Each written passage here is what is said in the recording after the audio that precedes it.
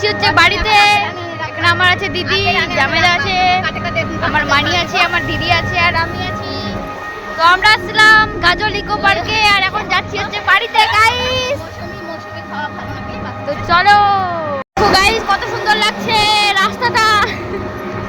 এখানে video shoot করতে অনেক সুন্দর লাগবে। দেখো গাইস,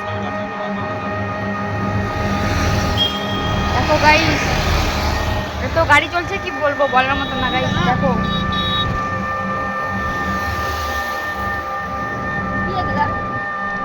কি এটা কি বানাই কে জানি।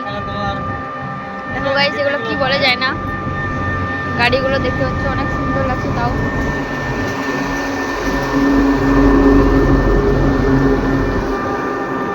এত সুন্দর লাগছে গাইস রাস্তাটা। দেখো তোমরা তো কে কে তোমরা গাজলে মানে ভিডিও শুট করেছো, এই রাস্তাটা অবশ্যই কমেন্ট করে জানাবা আমাকে।